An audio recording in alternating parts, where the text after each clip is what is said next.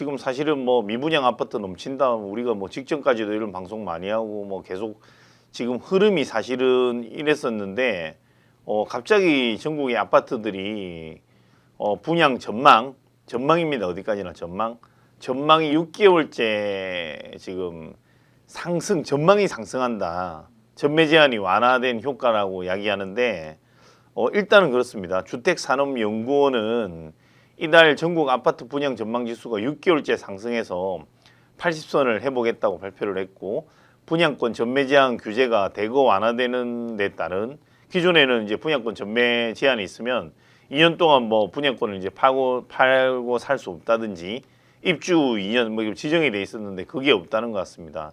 근데 다만 저는 주체가 아파트 분양 전망 지수를 조사한 주체가 주택 사업자들이라는데 위원님 여기에 대해서는 어떻게 보십니까?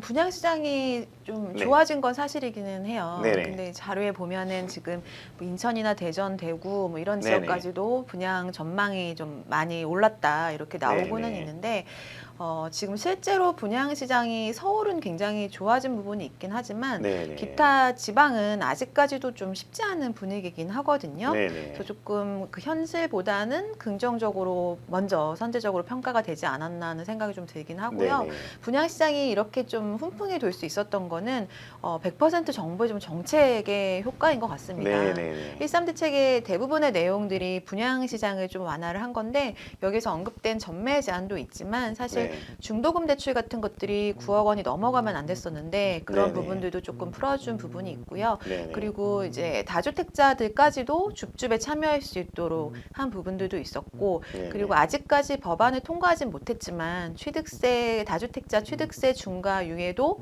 완화하겠다. 이런 네네. 내용들도 지금 이제 국회에서 계속해서 진행 중에 있거든요.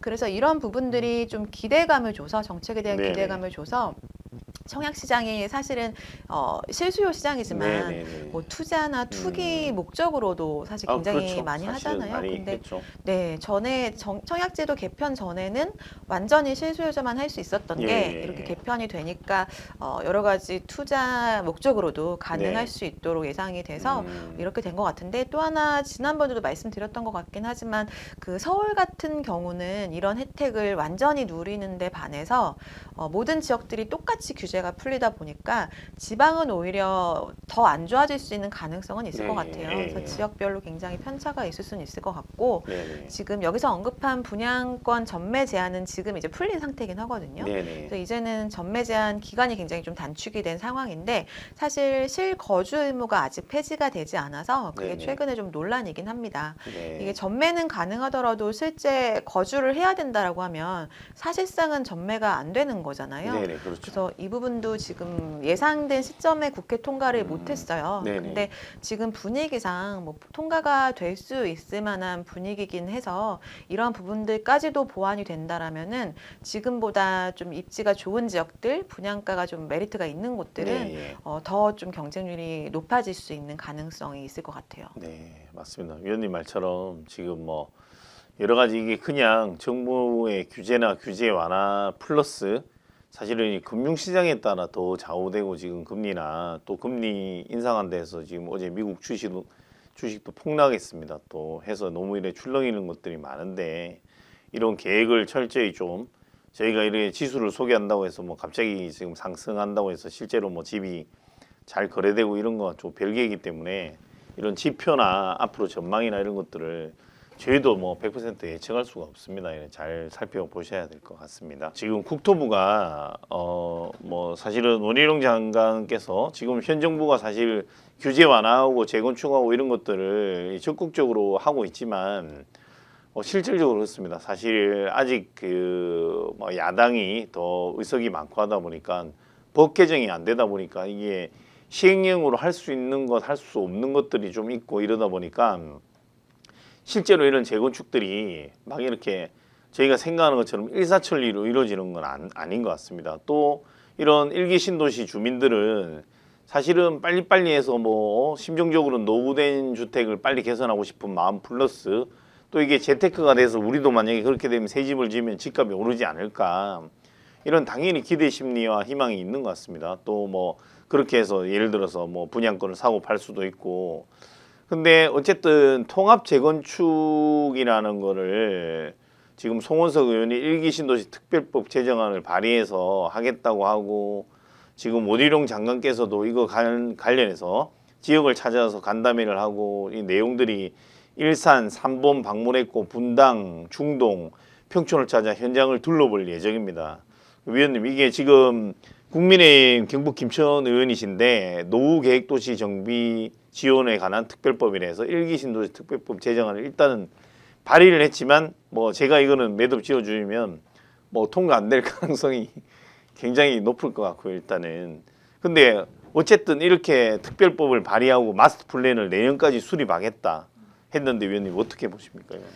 일단 시간이 좀 촉박할 것 같기는 해요. 네. 이게 일기 신도시 이 마스터 플랜이 이번 정권의 네네. 그 주요 공약 중에도 하나였잖아요. 네네, 그래서 맞습니다. 이제 마스터 플랜의 방향성을 이제 정하고 이제 네. 이걸 추진을 해야 되는데, 네네. 사실 핵심적인 내용이 통합 재건축일 수 있거든요. 네네. 이게 일기 신도시들의 문제점이 리모델링밖에는 안 됐던 용적률을 갖고 있었던 건데, 네, 이런 맞습니다. 부분들을 옆에 단지랑 통합해서 하게 되면은 안전 진단도 완화를 대폭하거나 아니면 아예 면제까지도 해주겠다. 뭐 이런 부분이라 용적률을 좀 파격적으로 좀 올려주는 그런 네. 식으로 그 사업성이 나오지 않았던 단지들을 사업성을 낼 수 있도록 해주는 그게 네. 바로 이제 일기 신도시의 장점인데, 네. 지금 단지들 입장에서는 조금 차이가 있겠습니다만 그래도 이런 기회에 좀 빨리 추진을 하고 싶어서 진도를 내는 단지들도 꽤 있는 걸로 알고는 네. 있고요.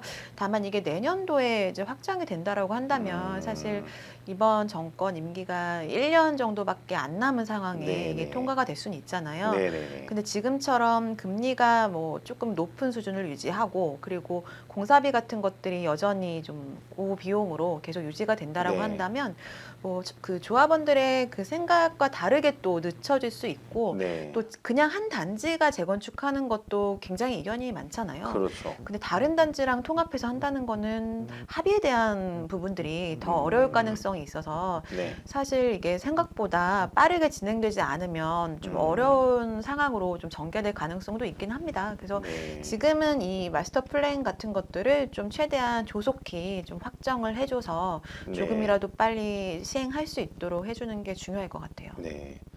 맞습니다. 위원님 말대로 이거 뭐 취지는 굉장히 저는 뭐 바람직하고 좋다고 생각하고 하지만, 일단은 그렇습니다. 이게 내년까지 이거 마스터 플랜을 짜서 통과시킨다고 하는데, 일단은 뭐 총선이란 것도 이제 있고 뭐 여기에서 의석도 결정이 되고 이러겠지만, 현재로서는 지금 민주당이 동의 안 해주면 쉽지 않고, 또 위원님 말한 것처럼 또 자발적인 변수들이 있을 수 있다.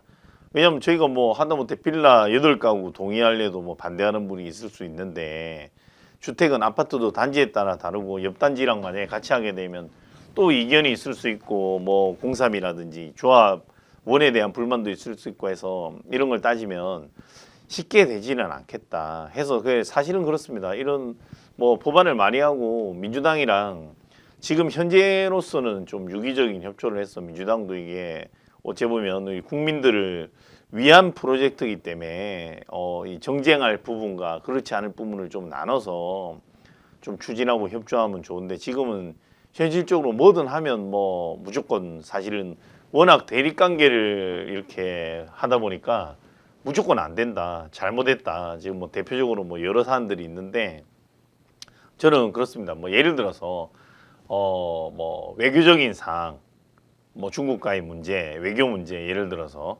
아니면 뭐 위안부 문제, 뭐 여러 가지가 있을 수 있는데, 이런 정쟁으로 갖고 갈 문제와 이런 민생 문제는 조금 분리해서 생각해서 동의할 부분은 동의하고 하는 게 좋지 않겠나, 이렇게 생각해 봅니다. 왜냐하면 지금 뭐 사실 이 이야기와 별개지만 어쨌든 이것도 통과가 돼야 진행이 가능한 이야기이기 때문에, 국회의원 숫자가 너무 많다고 위원님 줄여야 된다, 이런 국민 여론이 지금 많다고 하는데, 이 혈세 낭비다. 또 국회의원 한 명에 붙어 있는 보좌관들도 너무 많고, 지금 국회의원 의석이 너무 남발되는데 하는 일은 없다, 이런 불만이 많습니다. 국회의원도 그 국민만 어려운 게 아니고 경제도 어려운데 허리띠도 졸라매야 되고, 저도 이거 줄이는데 찬성합니다.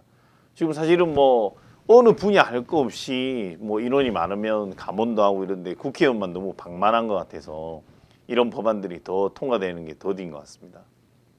아무튼 이 장관님이 그래도 현장에 그 순방을 나가고 시찰하고 해서 주민들의 목소리 듣고 이런 거는 바람직한 일이라고 생각합니다. 네, 오늘도 그 위원님 좋은 말씀 감사하고요. 또 시청해주신 시청자 여러분 감사합니다.